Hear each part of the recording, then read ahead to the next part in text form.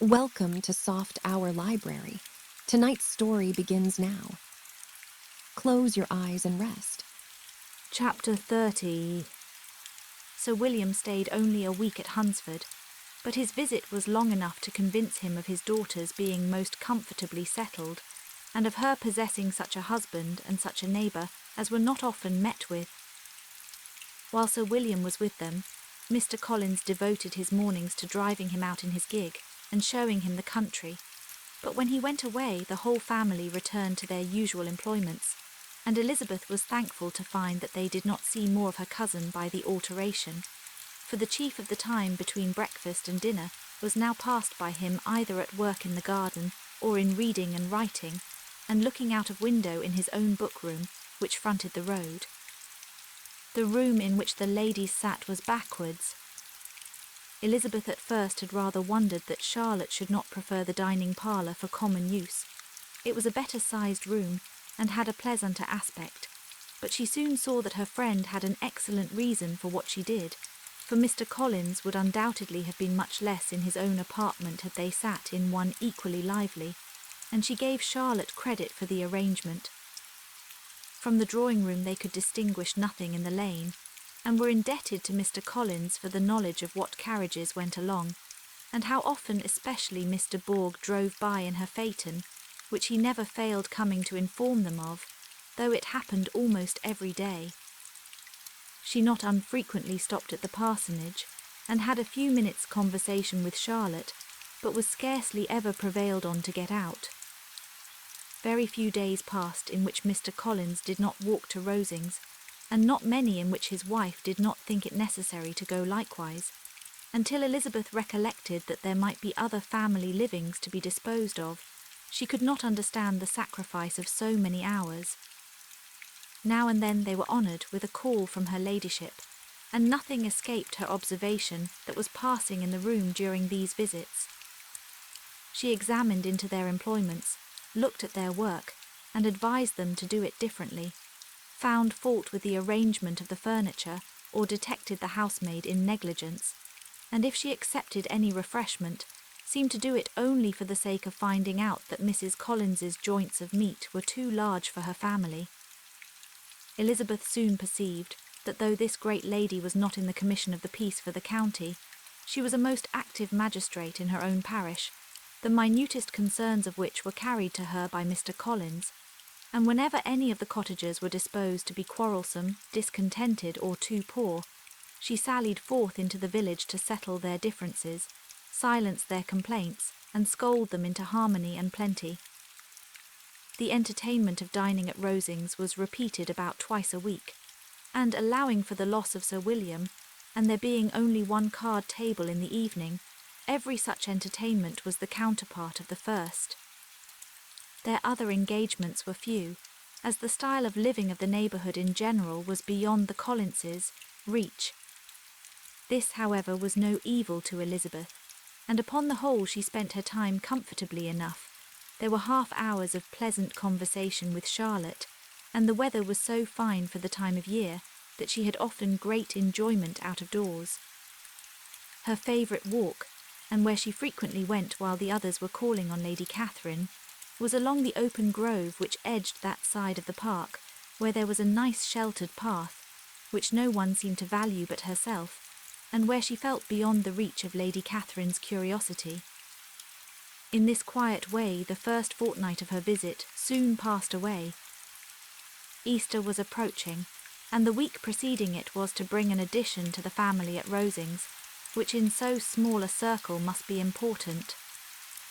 Elizabeth had heard, soon after her arrival, that Mr. Darcy was expected there in the course of a few weeks, and though there were not many of her acquaintance whom she did not prefer, his coming would furnish one comparatively new to look at in their Rosings parties, and she might be amused in seeing how hopeless Miss Bingley's designs on him were, by his behaviour to his cousin, for whom he was evidently destined by Lady Catherine, who talked of his coming with the greatest satisfaction, spoke of him in terms of the highest admiration, and seemed almost angry to find that he had already been frequently seen by Miss Lucas and herself. His arrival was soon known at the parsonage, for Mr. Collins was walking the whole morning within view of the lodges opening into Hunsford Lane in order to have the earliest assurance of it, and after making his bow as the carriage turned into the park, hurried home with the great intelligence. On the following morning he hastened to Rosings to pay his respects. There were 2 nephews of Lady Catherine to require them, for Mr. Darcy had brought with him a Colonel Fitzwilliam, the younger son of his uncle, Lord, and, to the great surprise of all the party, when Mr. Collins returned, the gentlemen accompanied him. Charlotte had seen them from her husband's room, crossing the road and immediately running into the other, told the girls what an honour they might expect, adding, "I may thank you, Eliza, for this piece of civility. Mr. Darcy would never have come so soon to wait upon me." Elizabeth had scarcely time to disclaim all right to the compliment before their approach was announced by the doorbell, and shortly afterwards the 3 gentlemen entered the room. Colonel Fitzwilliam, who led the way, was about 30, not handsome, but in person and address most truly the gentleman. Mr. Darcy looked just as he had been used to look in Hertfordshire, paid his compliments with his usual reserve to Mrs. Collins, and whatever might be his feelings towards her friend, met her with every appearance of composure. Elizabeth merely courtesied to him without saying a word. Colonel Fitzwilliam entered into conversation directly, with the readiness and ease of a well-bred man, and talked very pleasantly, but his cousin, after having addressed a slight observation on the house and garden to Mrs. Collins, sat for some time without speaking to anybody. At length, however, his civility was so far awakened as to inquire of Elizabeth after the health of her family.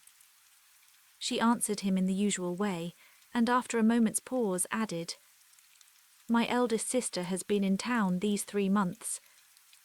Have you never happened to see her there?"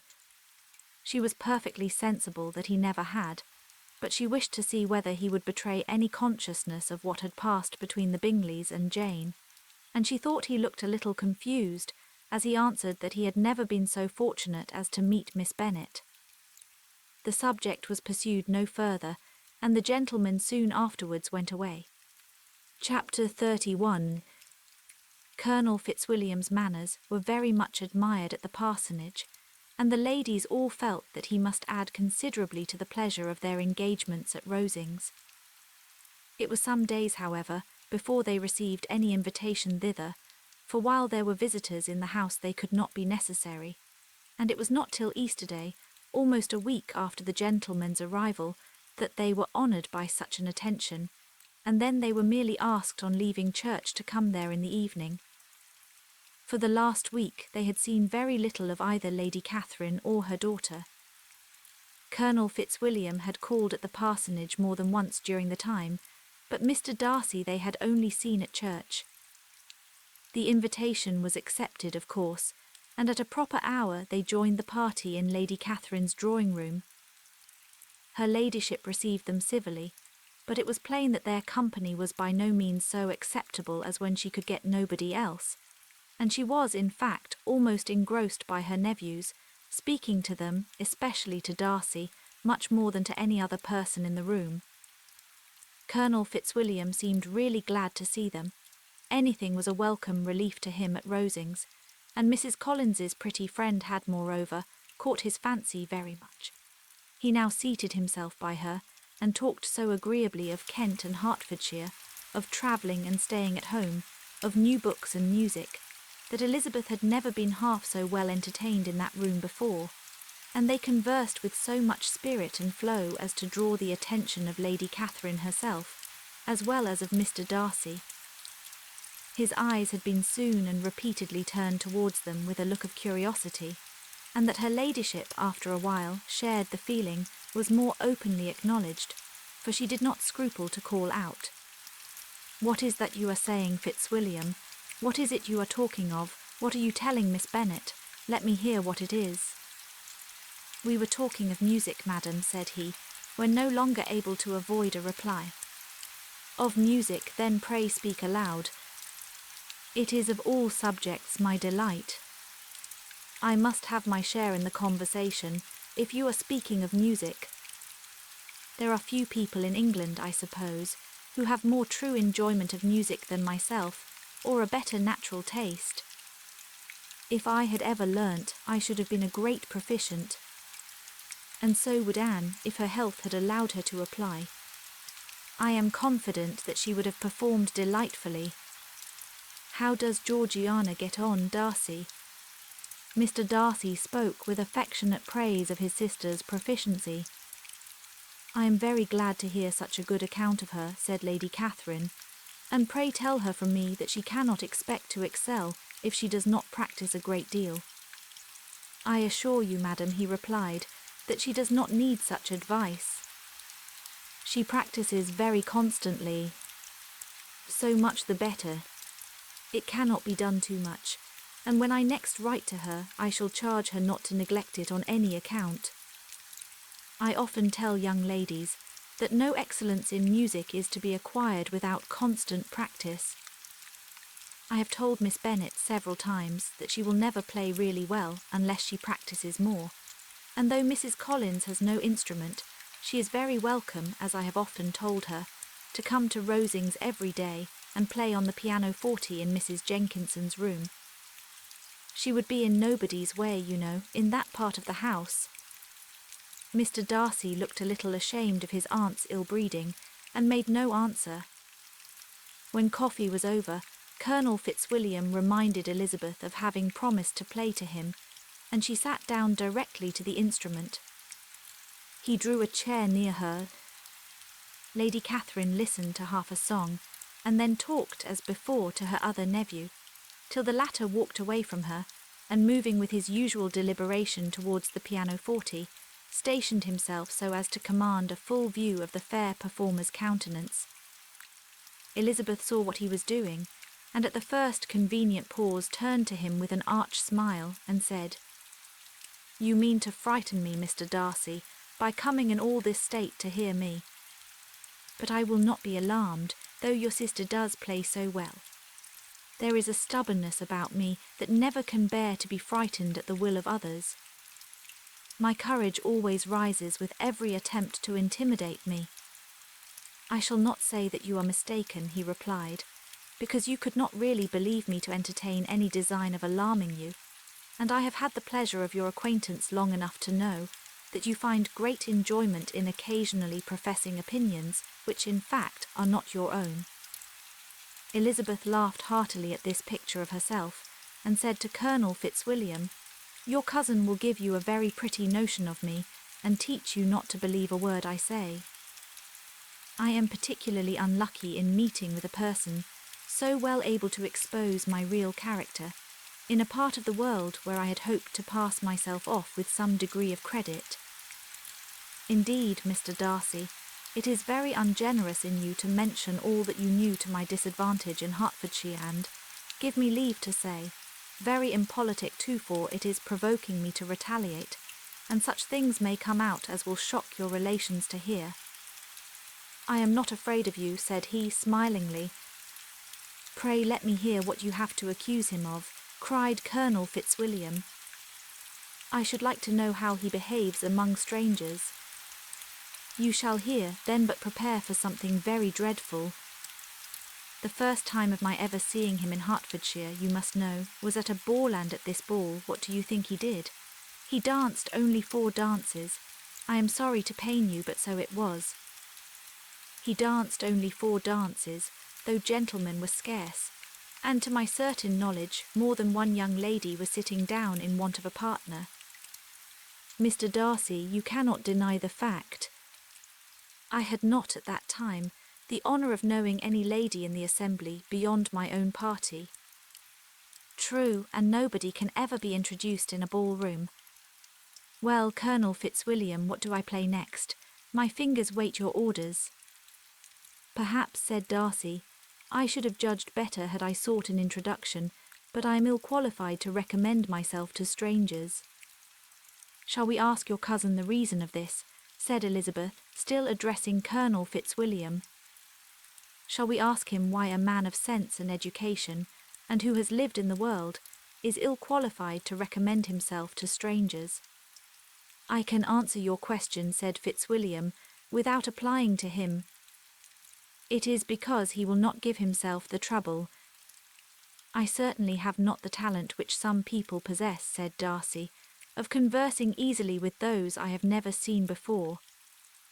I cannot catch their tone of conversation or appear interested in their concerns, as I often see done." "My fingers," said Elizabeth, "do not move over this instrument in the masterly manner which I see so many women's do. They have not the same force or rapidity, and do not produce the same expression. But then I have always supposed it to be my own fault because I would not take the trouble of practicing. It is not that I do not believe my fingers as capable as any other woman, of superior execution." Darcy smiled and said, "You are perfectly right. You have employed your time much better. No one admitted to the privilege of hearing you can think anything wanting. We neither of us perform to strangers." Here they were interrupted by Lady Catherine, who called out to know what they were talking of. Elizabeth immediately began playing again. Lady Catherine approached, and after listening for a few minutes said to Darcy, "Miss Bennet would not play at all amiss if she practised more, and could have the advantage of a London master. She has a very good notion of fingering, though her taste is not equal to Anne S. Anne would have been a delightful performer, had her health allowed her to learn." Elizabeth looked at Darcy to see how cordially he assented to his cousin's praise, but neither at that moment nor at any other could she discern any symptom of love, and from the whole of his behaviour to Mr. Borg she derived this comfort for Miss Bingley, that he might have been just as likely to marry her had she been his relation. Lady Catherine continued her remarks on Elizabeth's performance, mixing with them many instructions on execution and taste. Elizabeth received them with all the forbearance of civility, and at the request of the gentlemen remained at the instrument till her ladyship's carriage was ready to take them all home. Chapter 32. Elizabeth was sitting by herself the next morning, and writing to Jane, while Mrs. Collins and Maria were gone on business into the village, when she was startled by a ring at the door, the certain signal of a visitor. As she had heard no carriage, she thought it not unlikely to be Lady Catherine, and under that apprehension was putting away her half-finished letter, that she might escape all impertinent questions, when the door opened, and to her very great surprise Mr. Darcy, and Mr. Darcy only, entered the room. He seemed astonished too on finding her alone, and apologised for his intrusion, by letting her know that he had understood all the ladies to be within. They then sat down, and when her inquiries after Rosings were made, seemed in danger of sinking into total silence. It was absolutely necessary, therefore, to think of something, and in this emergency recollecting when she had seen him last in Hertfordshire, and feeling curious to know what he would say on the subject of their hasty departure, she observed, "How very suddenly you all quitted Netherfield last November, Mr. Darcy. It must have been a most agreeable surprise to Mr. Bingley to see you all after him so soon, for, if I recollect right, he went but the day before. He and his sisters were well, I hope, when you left London?" "Perfectly so, I thank you." She found that she was to receive no other answer, and after a short pause added, "I think I have understood that Mr. Bingley has not much idea of ever returning to Netherfield again. I have never heard him say so, but it is probable that he may spend very little of his time there in future. He has many friends, and he is at a time of life when friends and engagements are continually increasing. If he means to be but little at Netherfield, it would be better for the neighbourhood that he should give up the place entirely, for then we might possibly get a settled family there. But perhaps Mr. Bingley did not take the house so much for the convenience of the neighbourhood as for his own, and we must expect him to keep or quit it on the same principle." "I should not be surprised," said Darcy, "if he were to give it up as soon as any eligible purchase offers." Elizabeth made no answer. She was afraid of talking longer of his friend, and having nothing else to say, was now determined to leave the trouble of finding a subject to him. He took the hint and soon began with, "This seems a very comfortable house. Lady Catherine, I believe, did a great deal to it when Mr. Collins first came to Hunsford." "I believe she did, and I am sure she could not have bestowed her kindness on a more grateful object. Mr. Collins appears very fortunate in his choice of a wife." "Yes, indeed. His friends may well rejoice in his having met with one of the very few sensible women who would have accepted him, or have made him happy if they had. My friend has an excellent understanding, though I am not certain that I consider her marrying Mr. Collins as the wisest thing she ever did. She seems perfectly happy, however, and in a prudential light it is certainly a very good match for her. It must be very agreeable to her to be settled within so easy a distance of her own family and friends." "An easy distance, do you call it? It is nearly 50 miles. "And what is 50 miles of good road? Little more than half a day's journey." "Yes, I call it a very easy distance." "I should never have considered the distance as one of the advantages of the match," cried Elizabeth. "I should never have said Mrs. Collins was settled near her family. It is a proof of your own attachment to Hertfordshire. Anything beyond the very neighbourhood of Longbourn, I suppose, would appear far." As he spoke there was a sort of smile, which Elizabeth fancied she understood. He must be supposing her to be thinking of Jane and Netherfield, and she blushed as she answered, "I do not mean to say that a woman may not be settled too near her family. The far and the near must be relative, and depend on many varying circumstances. Where there is fortune to make the expense of travelling unimportant, distance becomes no evil. But that is not the case here. Mr. and Mrs. Collins have a comfortable income, but not such a one as will allow of frequent journeys, and I am persuaded my friend would not call herself near her family under less than half the present distance." Mr. Darcy drew his chair a little towards her and said, "You cannot have a right to such very strong local attachment. You cannot have been always at Longbourn." Elizabeth looked surprised. The gentleman experienced some change of feeling. He drew back his chair, took a newspaper from the table, and glancing over it said, in a colder voice, "Are you pleased with Kent?" A short dialogue on the subject of the country ensued, on either side calm and concise, and soon put an end to by the entrance of Charlotte and her sister, just returned from their walk. The tete-a-tete surprised them. Mr. Darcy related the mistake which had occasioned his intruding on Miss Bennet, and after sitting a few minutes longer, without saying much to anybody, went away.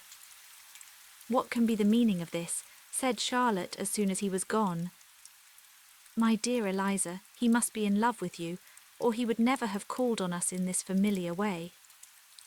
But when Elizabeth told of his silence, it did not seem very likely, even to Charlotte's wishes, to be the case, and after various conjectures, they could at last only suppose his visit to proceed from the difficulty of finding anything to do, which was the more probable from the time of year. All field sports were over. Within doors there was Lady Catherine, books, and a billiard table, but gentlemen cannot be always within doors, and in the nearness of the parsonage, or the pleasantness of the walk to it, or of the people who lived in it, the two cousins found a temptation from this period of walking thither almost every day. They called at various times of the morning, sometimes separately, sometimes together, and now and then accompanied by their aunt. It was plain to them all that Colonel Fitzwilliam came because he had pleasure in their society, a persuasion which of course recommended him still more, and Elizabeth was reminded by her own satisfaction in being with him, as well as by his evident admiration of her former favourite, George Wickham, and though in comparing them she saw there was less captivating softness in Colonel Fitzwilliam's manners, she believed he might have the best informed mind. But why Mr. Darcy came so often to the parsonage, it was more difficult to understand. It could not be for society, as he frequently sat there 10 minutes together without opening his lips. And when he did speak, it seemed the effect of necessity rather than of choicer sacrifice to propriety, not a pleasure to himself. He seldom appeared really animated. Mrs. Collins knew not what to make of him. Colonel Fitzwilliam's occasionally laughing at his stupidity proved that he was generally different, which her own knowledge of him could not have told her, and as she would have liked to believe this change the effect of love, and the object of that love her friend Eliza, she set herself seriously to work to find it out. She watched him whenever they were at Rosings, and whenever he came to Hunsford, but without much success. He certainly looked at her friend a great deal, but the expression of that look was disputable. It was an earnest, steadfast gaze, but she often doubted whether there were much admiration in it, and sometimes it seemed nothing but absence of mind. She had once or twice suggested to Elizabeth the possibility of his being partial to her, but Elizabeth always laughed at the idea, and Mrs. Collins did not think it right to press the subject, from the danger of raising expectations which might only end in disappointment, for in her opinion it admitted not of a doubt that all her friend's dislike would vanish if she could suppose him to be in her power. In her kind schemes for Elizabeth, she sometimes planned her marrying Colonel Fitzwilliam. He was, beyond comparison, the pleasantest man. He certainly admired her, and his situation in life was most eligible. But to counterbalance these advantages, Mr. Darcy had considerable patronage in the church, and his cousin could have none at all. Chapter 33. More than once did Elizabeth, in her ramble within the park, unexpectedly meet Mr. Darcy. She felt all the perverseness of the mischance that should bring him where no one else was brought, and to prevent its ever happening again, took care to inform him at first that it was a favourite haunt of hers. How it could occur a second time, therefore, was very odd, yet it did, and even the third. It seemed like wilful ill-nature, or a voluntary penance, for on these occasions it was not merely a few formal inquiries and an awkward pause, and then away, but he actually thought it necessary to turn back and walk with her. He never said a great deal, nor did she give herself the trouble of talking or of listening much, but it struck her in the course of their third encounter that he was asking some odd, unconnected questions about her pleasure in being at Hunsford, her love of solitary walks, and her opinion of Mr. and Mrs. Collins's happiness, and that in speaking of Rosings, and her not perfectly understanding the house, he seemed to expect that whenever she came into Kent again she would be staying there too. His words seemed to imply it. Could he have Colonel Fitzwilliam in his thoughts? She supposed if he meant anything, he must mean an allusion to what might arise in that quarter. It distressed her a little, and she was quite glad to find herself at the gate in the Pales opposite the parsonage. She was engaged one day, as she walked, in reperusing Jane's last letter, and dwelling on some passages which proved that Jane had not written in spirits, when, instead of being again surprised by Mr. Darcy, she saw on looking up that Colonel Fitzwilliam was meeting her. Putting away the letter immediately, and forcing a smile, she said, "I did not know before that you ever walked this way." "I have been making the tour of the park," he replied, "as I generally do every year, and intended to close it with a call at the parsonage." "Are you going much farther?" "No, I should have turned in a moment." And accordingly she did turn, and they walked towards the parsonage together. "Do you certainly leave Kent on Saturday?" said she. "Yes, if Darcy does not put it off again. But I am at his disposal. He arranges the business just as he pleases.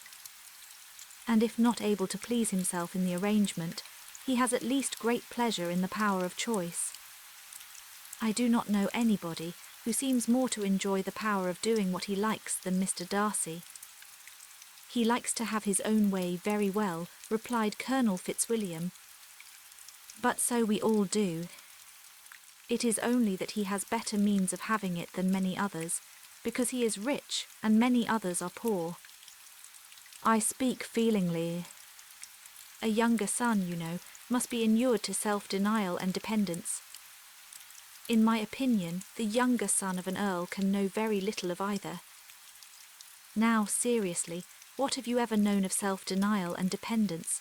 When have you been prevented by want of money from going wherever you chose or procuring anything you had a fancy for? These are home questions and, perhaps I cannot say that I have experienced many hardships of that nature. But in matters of greater weight, I may suffer from the want of money. Younger sons cannot marry where they like, unless where they like women of fortune, which I think they very often do. Our habits of expense make us too dependent, and there are not many in my rank of life who can afford to marry without some attention to money. Is this, thought Elizabeth, meant for me? And she coloured at the idea, but recovering herself said in a lively tone, "And pray, what is the usual price of an earl's younger son? Unless the elder brother is very sickly, I suppose you would not ask above £50,000.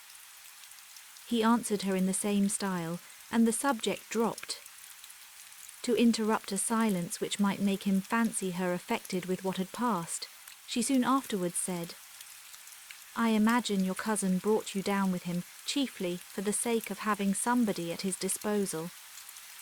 I wonder he does not marry, to secure a lasting convenience of that kind. But perhaps his sister does as well for the present, and as she is under his sole care, he may do what he likes with her." "No," said Colonel Fitzwilliam, "that is an advantage which he must divide with me. I am joined with him in the guardianship of Miss Darcy." "Are you indeed? And pray what sort of a guardian do you make? Does your charge give you much trouble? Young ladies of her age are sometimes a little difficult to manage, and if she has the true Darcy spirit, she may like to have her own way." As she spoke, she observed him looking at her earnestly, and the manner in which he immediately asked her why she supposed Miss Darcy likely to give them any uneasiness, convinced her that she had somehow or other got pretty near the truth. She directly replied, "You need not be frightened. I never heard any harm of her, and I dare say she is one of the most tractable creatures in the world. She is a very great favourite with some ladies of my acquaintance, Mrs. Hurst and Miss Bingley. I think I have heard you say that you know them. I know them a little. Their brother is a pleasant, gentleman-like man. He is a great friend of Darcy. S." "Oh yes," said Elizabeth dryly, "Mr. Darcy is uncommonly kind to Mr. Bingley, and takes a prodigious deal of care of him." "Care of him? Yes, I really believe Darcy does take care of him in those points where he most wants care. From something that he told me in our journey hither, I have reason to think Bingley very much indebted to him.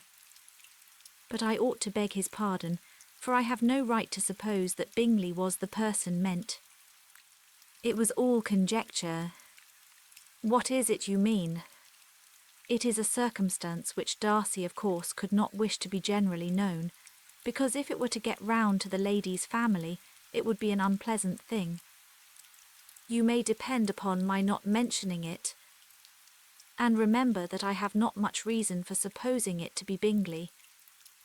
What he told me was merely this, that he congratulated himself on having lately saved a friend from the inconveniences of a most imprudent marriage, but without mentioning names or any other particulars, and I only suspected it to be Bingley from believing him the kind of young man to get into a scrape of that sort, and from knowing them to have been together the whole of last summer.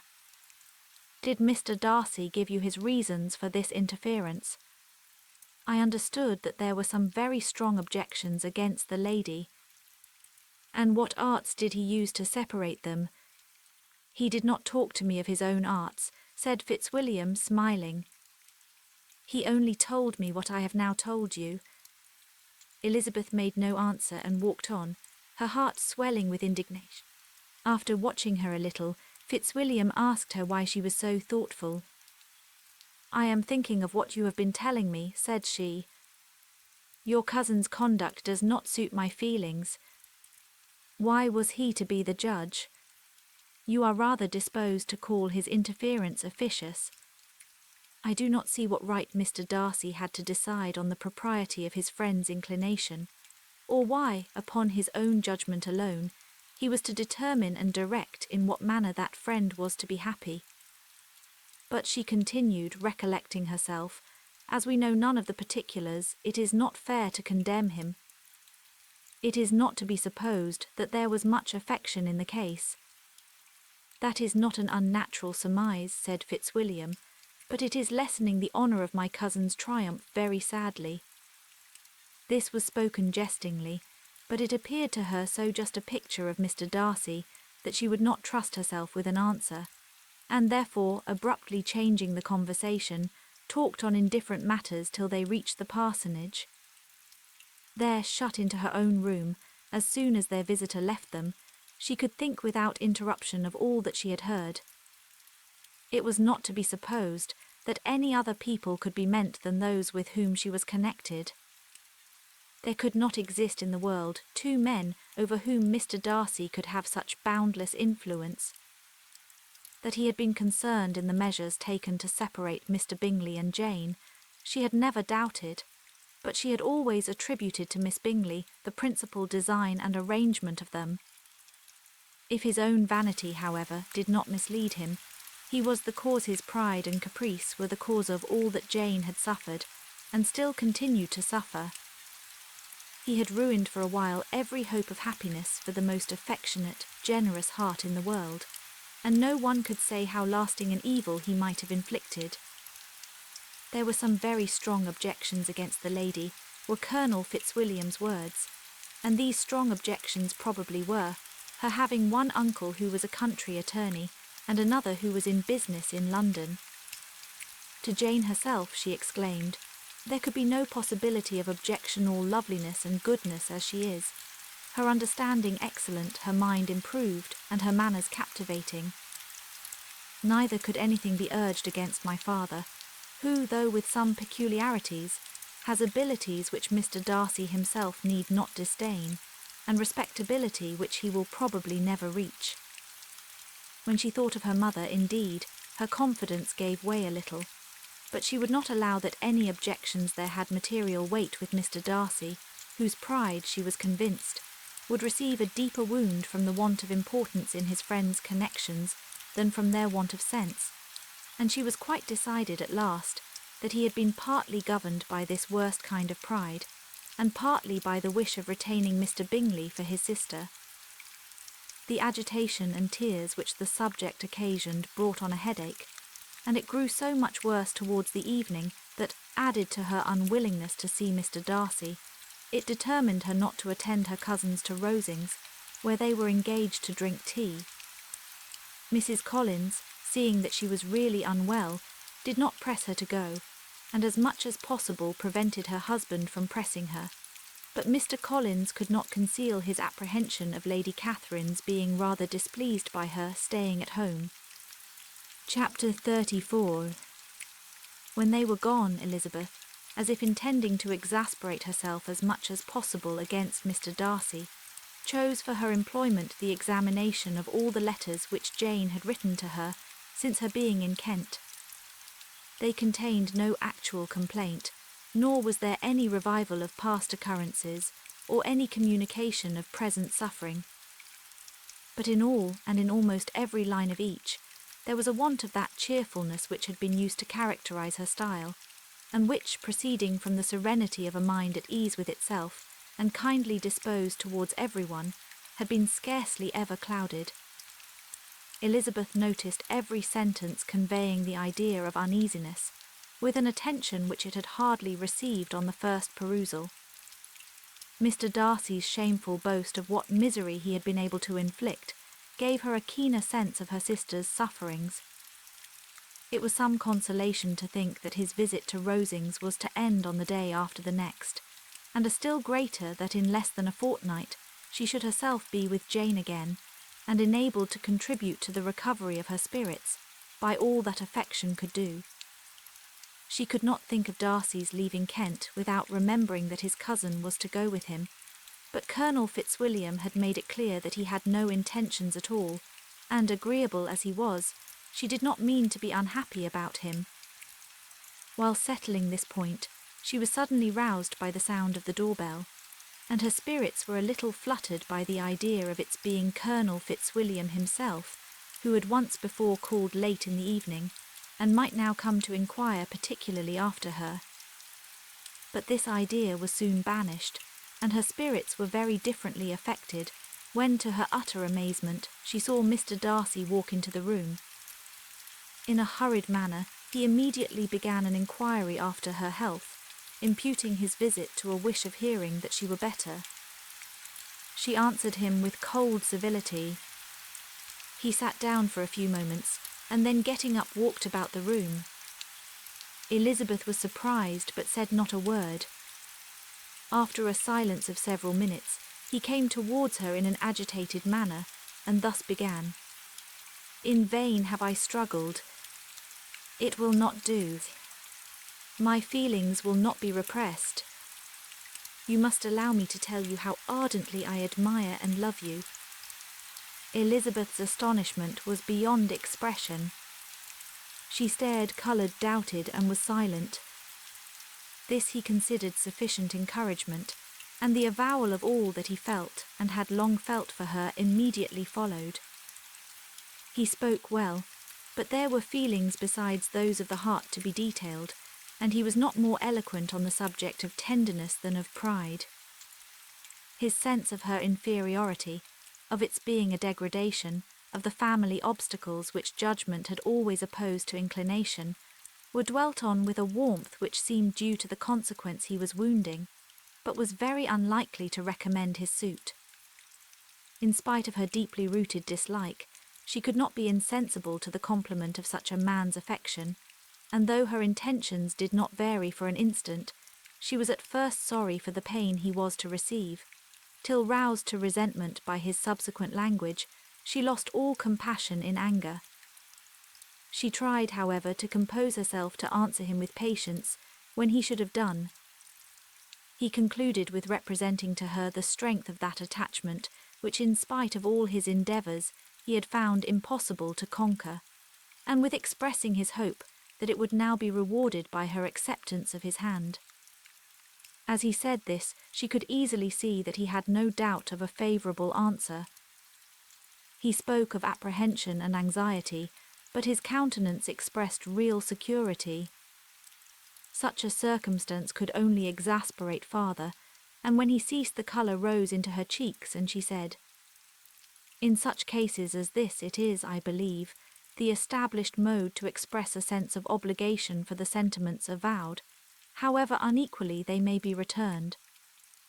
It is natural that obligation should be felt, and if I could feel gratitude, I would now thank you. But I cannot, I have never desired your good opinion, and you have certainly bestowed it most unwillingly. I am sorry to have occasioned pain to anyone. It has been most unconsciously done, however, and I hope will be of short duration.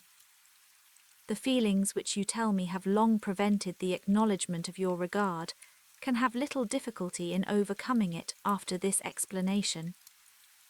Mr. Darcy, who was leaning against the mantelpiece with his eyes fixed on her face, seemed to catch her words with no less resentment than surprise. His complexion became pale with anger, and the disturbance of his mind was visible in every feature. He was struggling for the appearance of composure, and would not open his lips till he believed himself to have attained it. The pause was to Elizabeth's feelings dreadful. At length, in a voice of forced calmness, he said, "And this is all the reply which I am to have the honour of expecting. I might perhaps wish to be informed why, with so little endeavour at civility, I am thus rejected. But it is of small importance." "I might as well inquire," replied she, "why, with so evident a design of offending and insulting me, you chose to tell me that you liked me against your will, against your reason, and even against your character. Was not this some excuse for incivility if I was uncivil? But I have other provocations." "You know I have. Had not my own feelings decided against you, had they been indifferent, or had they even been favourable, do you think that any consideration would tempt me to accept the man who has been the means of ruining, perhaps for ever, the happiness of a most beloved sister." As she pronounced these words, Mr. Darcy changed colour, but the emotion was short, and he listened without attempting to interrupt her while she continued. "I have every reason in the world to think ill of you. No motive can excuse the unjust and ungenerous part you acted there. You cannot deny that you have been the principal, if not the only means of dividing them from each other, of exposing one to the censure of the world for caprice and instability, the other to its derision for disappointed hopes, and involving them both in misery of the acutest kind." She paused and saw with no slight indignation that he was listening with an air which proved him wholly unmoved by any feeling of remorse. He even looked at her with a smile of affected incredulity. "Can you deny that you have done it?" she repeated. With assumed tranquillity he then replied, "I have no wish of denying that I did everything in my power to separate my friend from your sister, or that I rejoice in my success. Towards him I have been kinder than towards myself." Elizabeth disdained the appearance of noticing this civil reflection, but its meaning did not escape, nor was it likely to conciliate her. "But it is not merely this affair," she continued, "on which my dislike is founded. Long before it had taken place, my opinion of you was decided. Your character was unfolded in the recital which I received many months ago from Mr. Wickham. On this subject, what can you have to say? In what imaginary act of friendship can you here defend yourself? Or under what misrepresentation can you here impose upon others? You take an eager interest in that gentleman's concerns," said Darcy in a less tranquil tone, and with a heightened colour. "Who that knows what his misfortunes have been can help feeling an interest in him?" "His misfortunes," repeated Darcy contemptuously. "Yes, his misfortunes have been great indeed." "And of your infliction," cried Elizabeth with energy, "you have reduced him to his present state of comparative poverty. You have withheld the advantages which you must know to have been designed for him. You have deprived the best years of his life of that independence, which was no less his due than his desert. You have done all this, and yet you can treat the mention of his misfortunes with contempt and ridicule. And this," cried Darcy as he walked with quick steps across the room, "is your opinion of me. This is the estimation in which you hold me. I thank you for explaining it so fully. My faults, according to this calculation, are heavy indeed, but perhaps," added he, stopping in his walk and turning towards her, "these offences might have been overlooked, had not your pride been hurt by my honest confession of the scruples that had long prevented my forming any serious design. These bitter accusations might have been suppressed, had I, with greater policy, concealed my struggles, and flattered you into the belief of my being impelled by unqualified, unalloyed inclination, by reason, by reflection, by everything. But disguise of every sort is my abhorrence, nor am I ashamed of the feelings I related. They were natural and just. Could you expect me to rejoice in the inferiority of your connections, to congratulate myself on the hope of relations whose condition in life is so decidedly beneath my own?" Elizabeth felt herself growing more angry every moment, yet she tried to the utmost to speak with composure when she said, "You are mistaken, Mr. Darcy, if you suppose that the mode of your declaration affected me in any other way than as it spared me the concern which I might have felt in refusing you. Had you behaved in a more gentlemanlike manner—" She saw him start at this, but he said nothing, and she continued, "You could not have made me the offer of your hand in any possible way that would have tempted me to accept it." Again his astonishment was obvious, and he looked at her with an expression of mingled incredulity and mortification.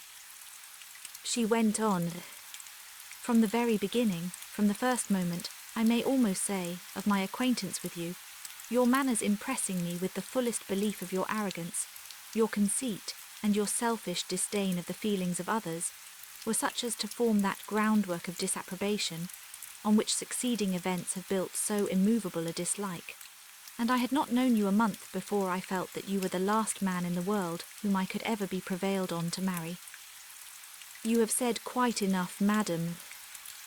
I perfectly comprehend your feelings, and have now only to be ashamed of what my own have been. Forgive me for having taken up so much of your time, and accept my best wishes for your health and happiness." And with these words he hastily left the room, and Elizabeth heard him the next moment open the front door and quit the house. The tumult of her mind was now painfully great. She knew not how to support herself, and from actual weakness sat down and cried for half an hour. Her astonishment, as she reflected on what had passed, was increased by every review of it. That she should receive an offer of marriage from Mr. Darcy, that he should have been in love with her for so many months, so much in love as to wish to marry her in spite of all the objections which had made him prevent his friends marrying her sister, and which must appear at least with equal force in his own case, was almost incredible. It was gratifying to have inspired unconsciously so strong an affection. But his pride, his abominable pride, his shameless avowal of what he had done with respect to Jane, his unpardonable assurance in acknowledging, though he could not justify it, and the unfeeling manner which he had mentioned Mr. Wickham, his cruelty towards whom he had not attempted to deny, soon overcame the pity which the consideration of his attachment had for a moment excited. She continued in very agitating reflections till the sound of Lady Catherine's carriage made her feel how unequal she was to encounter Charlotte's observation, and hurried her away to her room.